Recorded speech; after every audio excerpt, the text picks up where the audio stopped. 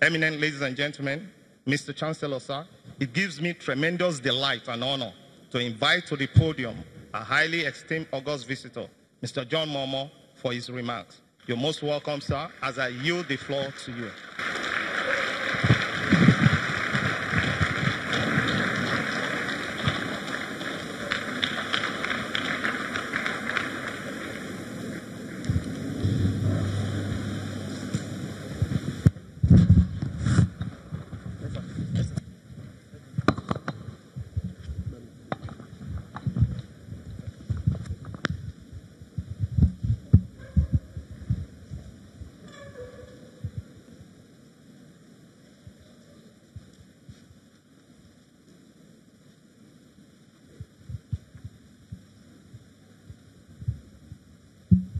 Thank you very much indeed. Thank you. Thank you for that generous introduction, and thank you for the generous welcome. Just before I go into my lecture, I've been taken around just about 1/10 of the facilities on this campus and this university. And it's incredible what Baba, our RA, has put together here. So I'm going to be asking you to do two things for me before I deliver my lecture. The first thing is,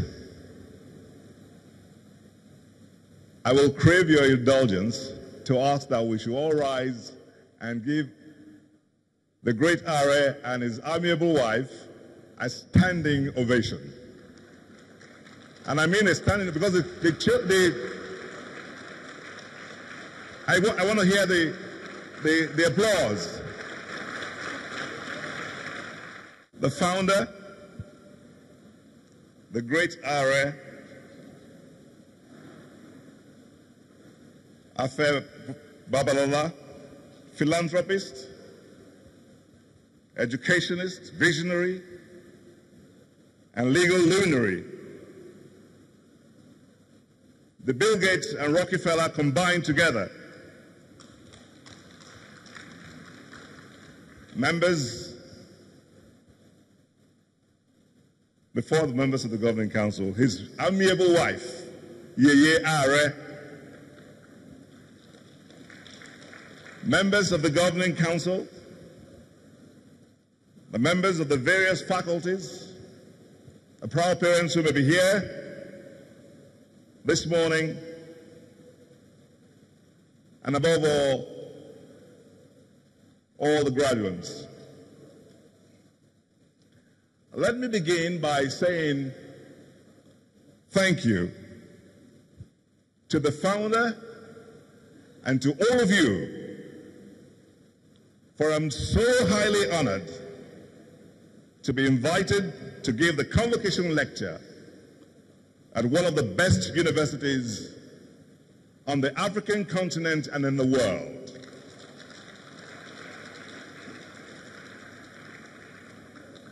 My heartfelt congratulations to all soon-to-be graduates for the hard work and accomplishments that have brought you to this day. You more than deserve it because you have toiled and worked hard. So please, again, give yourself a big hand. I would also like to acknowledge the proud and relieved parents, family members, and others who may have helped to pay the bills or cheered you on all these years,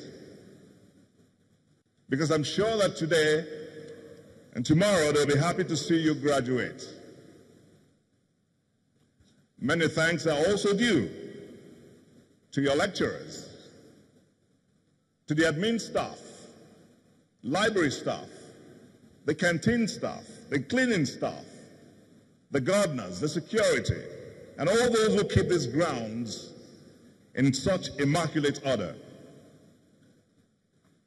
These people and more many of them, are all involved in your graduation, and it will be a sign of your maturity that you thank them for their efforts on your behalf.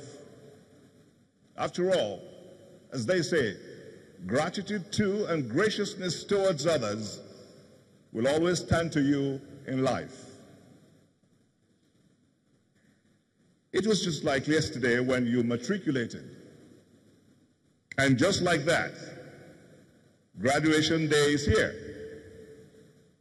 Right now, at this time, at this very moment, it's like you're about to board the ship of life. You are leaving behind your comfort zone, the safety and security of campus, for the uncertainty and adventure of the rest of your life. You all know that life is, of course, a journey. And as you set sail, some of you will pause and think about what the future holds, what people you'll meet, and what will happen to your career. So your degree is like a jacket, a life jacket on the ship of life.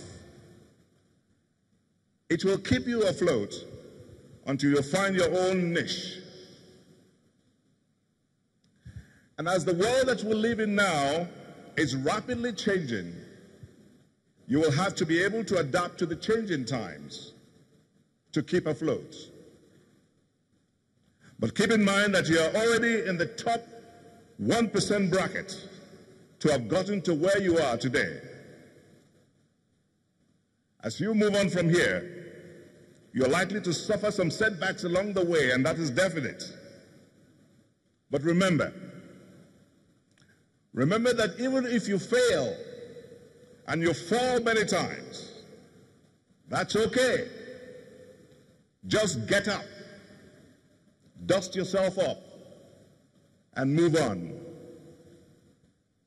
The strength of your character comes not from how you react to your successes, of which there will be many. Instead, the strength of your character comes from how you react to your failures, of which there will also be many. Especially if you are bold, you are daring, and you are audacious. So, always believe in yourself. Persevere, but be willing to adapt. To paraphrase the Bible,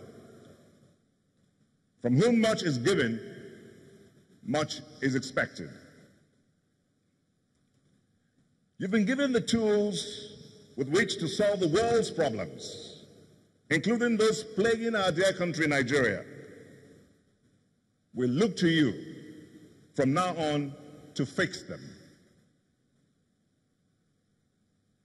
But I've been invited to address you on this very special day that we are celebrating your academic success on the topic, deconstructing the Nigerian conundrum as a panacea for national cohesion and transformation. Incidentally, this is a topic that's so close to my heart, and quite coincidentally so, as I'm speaking to a new generation of Nigerian graduates and the crème de la crème of the Nigerian academia at this fountain of knowledge. Indeed, our country is facing numerous challenges, and I recognize that conscious efforts are being made at different levels to resolve them. But more still needs to be done. We are witnessing different degrees of social, economic, and political difficulties, compounded by the challenge of insecurity in sections of the country. So the call to deconstruct the Nigerian conundrum cannot therefore be an easy task, not only because of the problematic nature of deconstruction process, but because the Nigerian conundrum is complex and sometimes a trigger for disillusionment. But the good thing is that this situation tasks the ability to be audacious with hope. But nonetheless, how do we conceptualize the conundrum with specific reference to Nigeria?